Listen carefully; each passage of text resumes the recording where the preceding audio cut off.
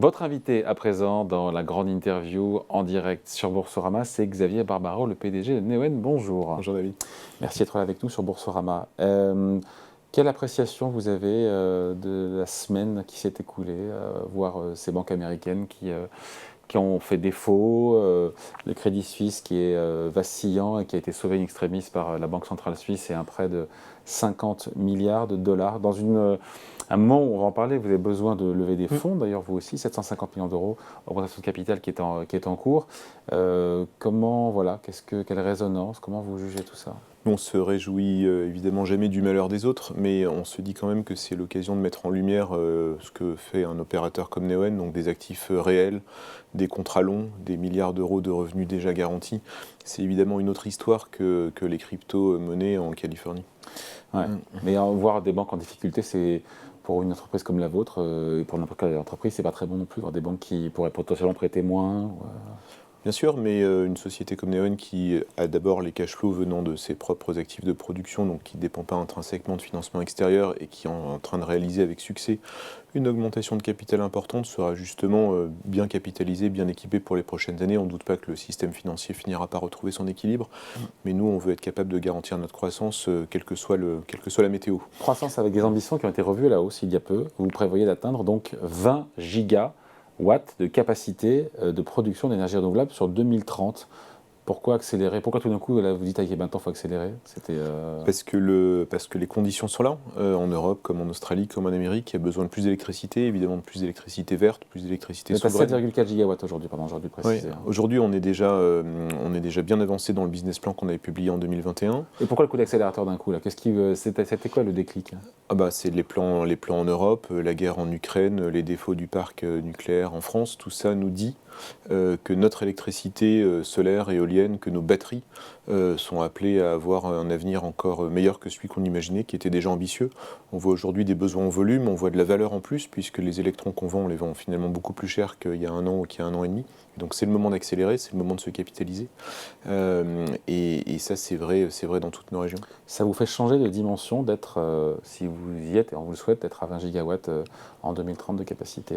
Bien sûr, alors les 10 gigawatts de 2025, d'abord, ça sera déjà assez unique, je pense que dans le monde, pas juste en France ou pas juste en Europe. C'est le premier producteur indépendant d'énergie renouvelable, Neoen.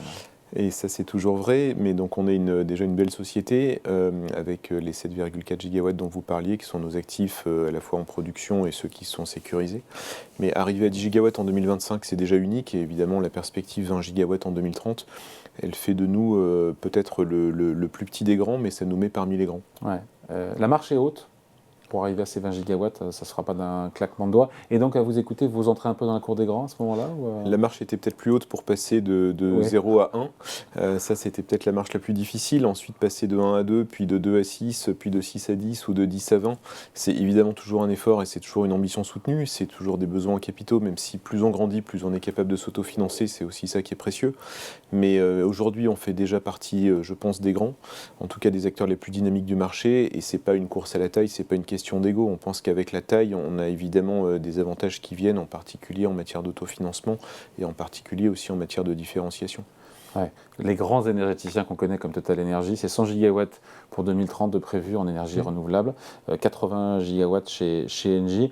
Vous serez finalement peut-être l'un des plus gros, qu'on appelle ça, en pure player. Ah bien sûr, je pense qu'on est déjà parmi les 5 plus grands acteurs mondiaux en pure player. Et évidemment, quand on continue, comme Neoen le fait, à doubler de taille finalement de manière assez régulière, tous les 5 ans, Neoen double de taille, ça c'est quelque chose qui va nous placer parmi les grands. Se dire qu'un Neoen, c'est un quart d'un Engie ou un cinquième d'un Total, après tout, on est quand même dans les mêmes ordres de grandeur. Ouais, avec toujours du solaire, de l'éolien. C'est quoi la répartition là ? J'ai oublié, j'ai plus ça en tête. Aujourd'hui, on a à peu près 80% de production électrique, donc du solaire et de l'éolien qui se répartissent à peu près de manière équilibrée. Et puis on a 20% de stockage, ça c'est l'angle de différenciation super important de Neoen.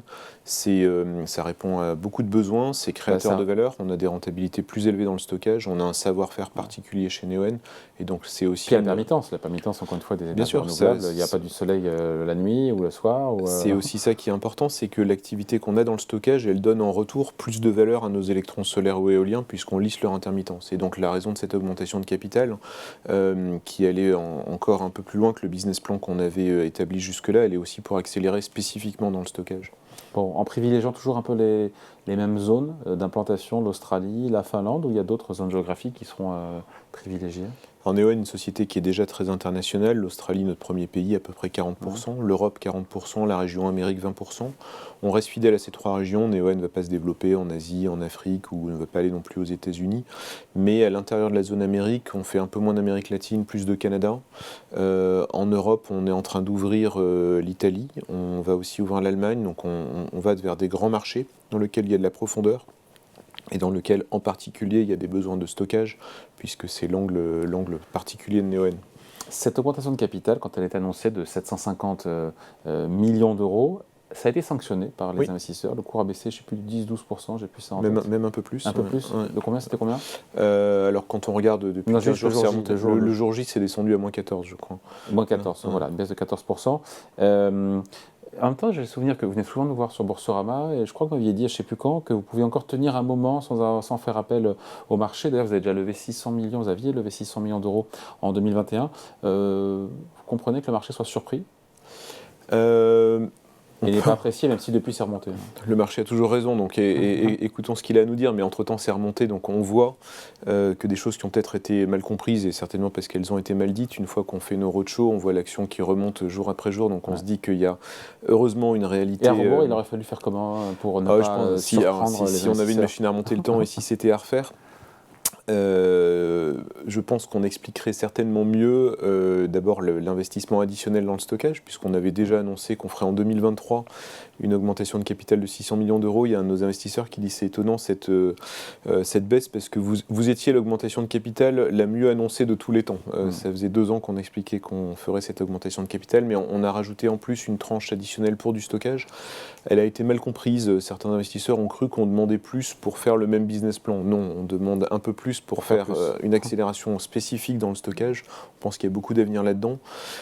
L'autre chose qui a probablement été mal comprise et qui a été ensuite rattrapée, mais tout ça prend du temps maintenant à réexpliquer, c'est que ces investissements additionnels, on nous a dit mais on ne voit pas ça dans votre EBITDA 2025. Donc on a dit attendez, d'abord notre EBITDA 2025, on en parlera le moment venu, et puis surtout c'est vrai que la contribution extrêmement forte qui va venir de ces nouveaux investissements, elle sera plutôt en 2026-2027. Donc voilà, si c'était à refaire, on expliquerait tout ça. Et puis il y avait aussi un autre point qui a, je pense, déçu, mais entre-temps on a compris pourquoi.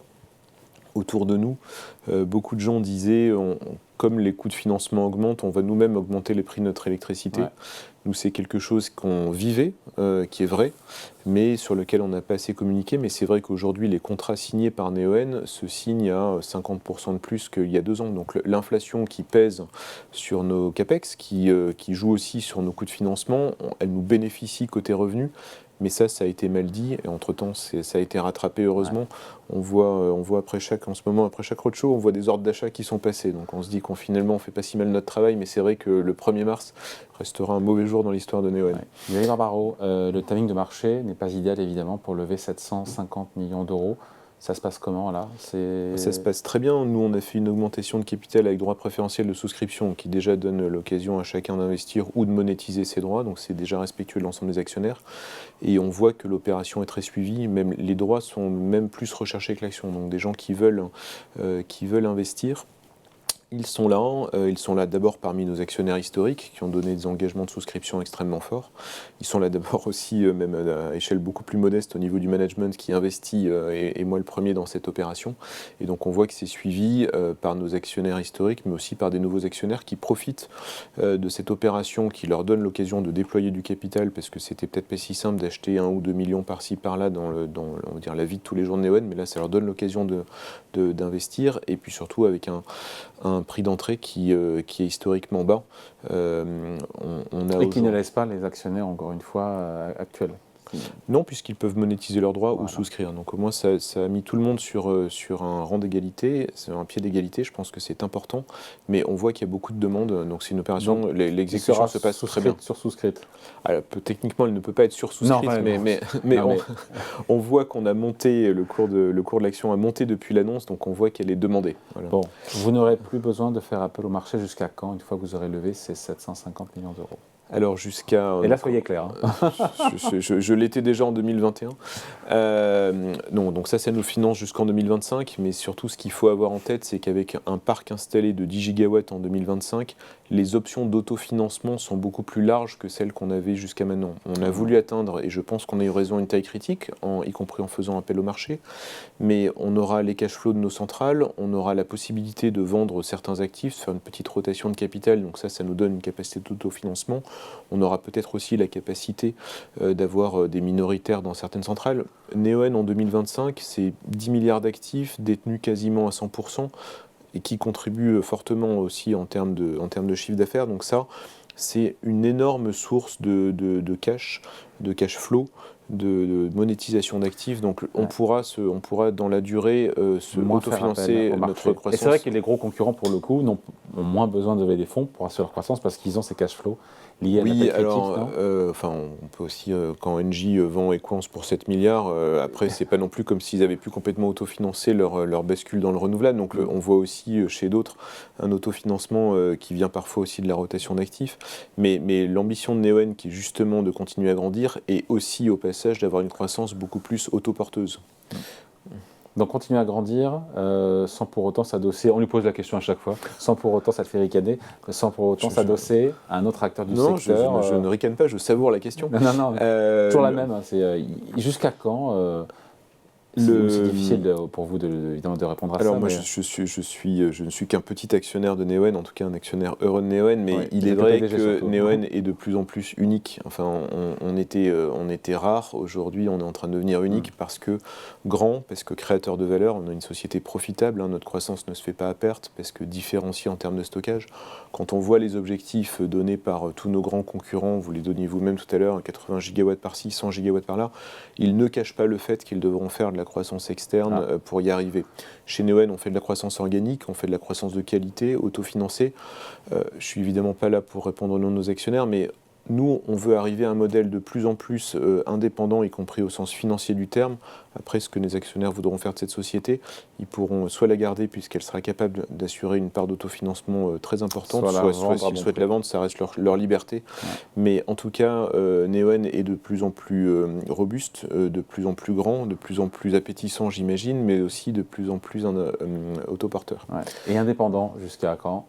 L'avenir nous le dira. Moi, mon job, c'est de faire en sorte que cette société puisse le rester. Après, ça reste la décision souveraine de nos actionnaires. Allez, merci de passer nous voir. Xavier Barbaro, donc le PDG de Neoen, invité de la grande interview en direct sur Boursorama. La date de clôture de cette augmentation de capital, les droits continuent, les droits préférentiels de souscription continuent à trader jusqu'à lundi. Et puis l'augmentation de capital, elle se termine la semaine prochaine, puisque chacun justement doit dans ce cas-là ensuite annoncer ses intentions définitives. Allez, merci beaucoup. Merci à vous.